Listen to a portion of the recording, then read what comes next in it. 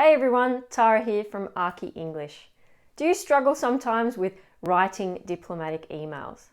Do people sometimes tell you that you come across as too direct?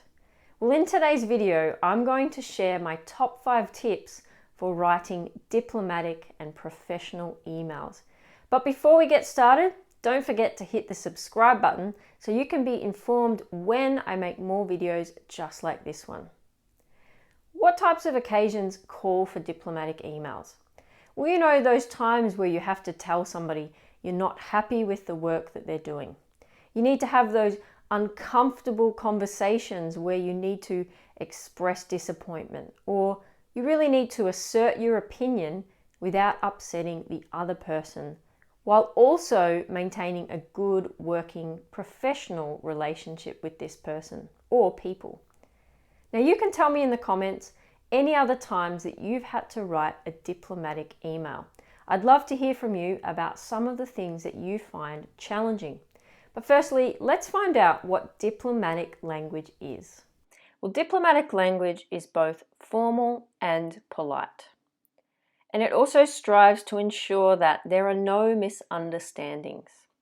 Now, we can't always avoid misunderstandings, but the more diplomatic language we use, the more likely we are to avoid misunderstandings. Diplomatic language also relays an important message without making the recipient feel bad, because the last thing you want to do is to make the recipient feel defensive. Even when you need to relay an important message that might be uncomfortable or might be expressing dissatisfaction with the work that somebody has done, there is still a way to use diplomatic language in order to express that. Now, when we use diplomatic language, we use modal verbs. Now, this includes examples such as may I, and when you use may, you can only use the pronoun I. So you wouldn't say, for example, may you. That's when you would use the modal verbs, for example, could and would. Now, these are formal examples of using a modal verb. You could also use can or will, and they're more informal. So for the purpose of writing an email, it's better to use may, could, and would to sound more formal, for example. My tip number 1 for writing diplomatic language is to set the diplomatic tone up front when you're sending an email, because the goal is to put the recipient at ease. Even if you need to give them a message that might not necessarily be comfortable, or you have to tell them something that you know they may react quite negatively to.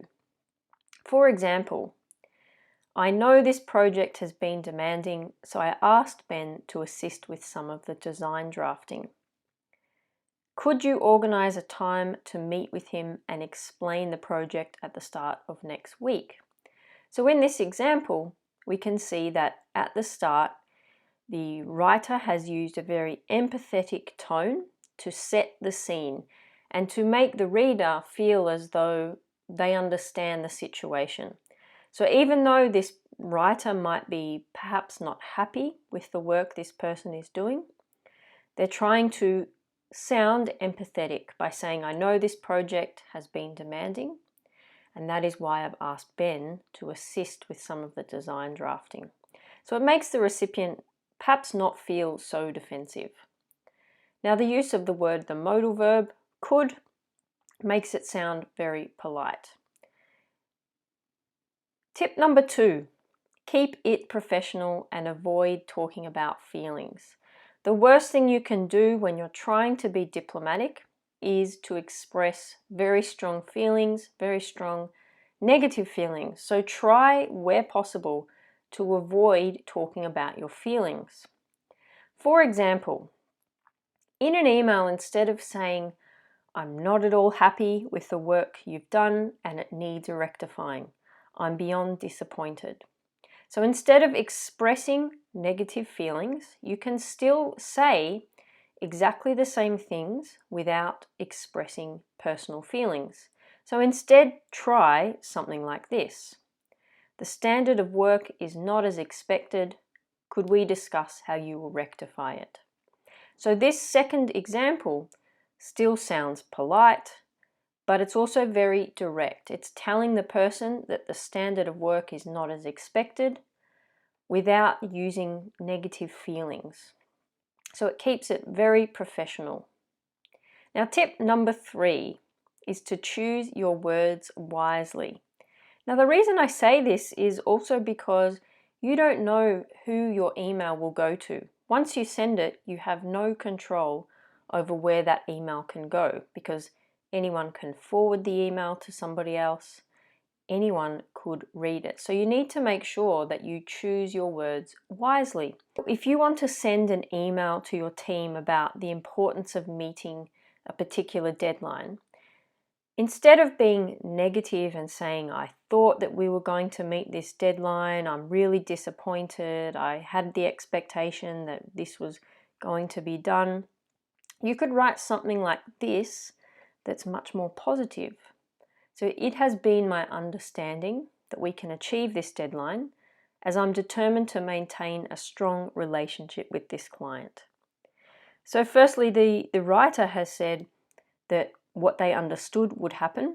So it has been my understanding that we can achieve this deadline, and why they had that understanding and why it's important, because they want to maintain a strong relationship with this client. So that is another way of being more diplomatic when you're writing an email and putting it in a positive light.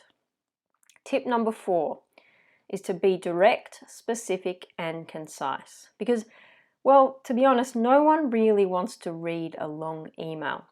You also need to try and put the point of your email, the goal of your email, in the first few sentences, because it can become lost if you write it at the end and people don't know what to do. And then sometimes people won't necessarily do what you want them to do.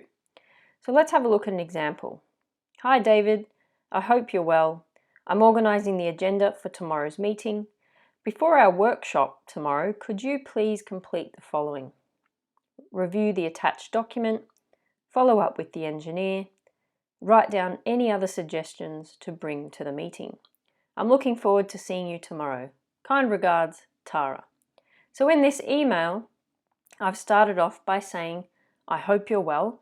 So I'm acknowledging the reader of this email. And I'm also trying to set the diplomatic tone up front by telling the person very directly what the purpose of this email is. For example, I'm organising the agenda for tomorrow's meeting. So already David knows what the point of the email is. Now I'm becoming more specific by saying that what I want him to do before our workshop. So I'm saying, before our workshop tomorrow, could you please complete the following? And again, I've used the modal verb could so that I can sound polite. And I've given him very specific directions. The use of dot points means it's really easy for David to find all the tasks that he needs to do. This email is also very concise. It's not long. David can see very quickly what he needs to do, and he knows how to prepare for the meeting tomorrow. And finally, we close the email with a polite goodbye by saying, I'm looking forward to seeing you tomorrow. It's a very positive way of making David maybe look forward to a meeting. Maybe it's not necessarily going to be a very positive meeting, but we're putting it in a positive light. Tip number 5 is to try Grammarly's tone detector. Now the tone detector with Grammarly is a little add-on, and I'm going to show you how to use it shortly. With the tone detector, and I can be really confident that I'm hitting the right tone when I'm writing my emails, but also I'm getting my message across to the audience really clearly. Using Grammarly effectively is something that I help my students with and how to use it so that they can get the most out of the tool. When English is your second language, it's not always very obvious as to how you need to use Grammarly to make the changes. So let's go and have a look at my email to see how I use the tone detector when I'm writing my emails. Okay, so here we are in my email. I've put my email to David into my email account. And as you can see down here, I have this Grammarly extension, which allows me to have a look at the corrections that I need to make in my email. And I'm going to show you how to add that to your computer in a moment. So when you click down here, Grammarly gives you suggestions.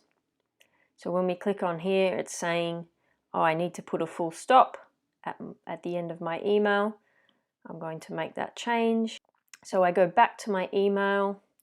And then the great thing about the Grammarly extension is it has this tone detector. Now, when you're writing a diplomatic email, what you really want for it to be is to be formal.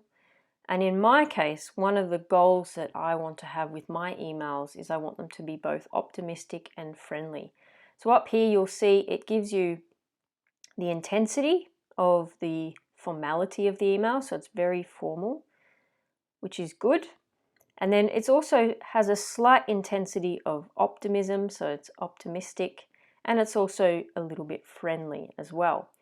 Now, every email that I write, I check my tone because I want to make sure that my message is coming across with the right tone. I find this really useful when I want to, particularly when I need to send a challenging email to somebody where I need to be diplomatic. I always want it to be formal, optimistic, and friendly despite what the email is about. Now, if you want to add the Grammarly extension to your Chrome, you can do so very easily. So you go here into the Chrome Web Store, or you can do it from Grammarly. So if we go to Grammarly, and I go into my account here, you can see over here there is a menu item for apps. Now you can install Grammarly for your computer. So I've installed it for my Mac. And you can also install Grammarly for Chrome. Now there's also another really excellent add-on which I've added to my phone. So every time I write an email from my phone or I write anything on my phone, I have the option to use the Grammarly keyboard. So it's already installed, but if you click on here, Grammarly for Chrome, you can add it here. Now the other way, which I just showed you before, is to go to the Chrome Web Store. And if you just type in here, you type in Grammarly, it will come up with this extension here. And it should have a button on the side which says Add to Chrome. Now I already have it added up here. So here, when you click on here and you've got some form of application where you need to use it for writing, you will see these menu options.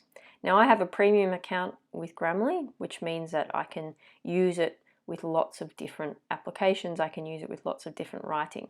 So I can use it for mail by clicking and turning it on.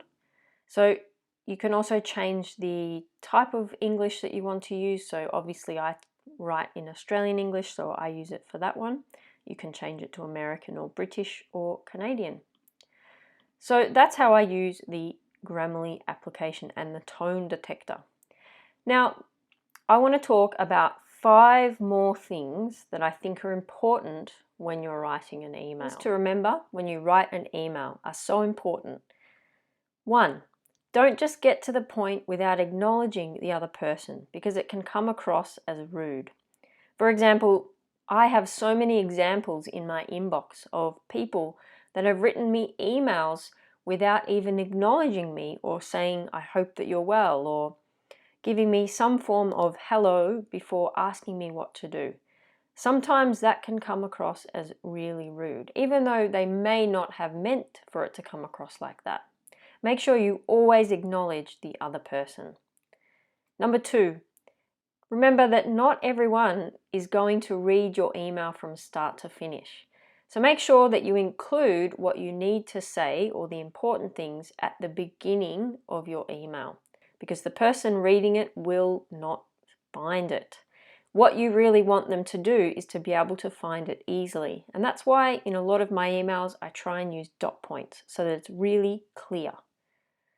Number 3, once the email is sent, it's permanent and you cannot erase it. So It can also be used in legal proceedings, so make sure you choose your words wisely.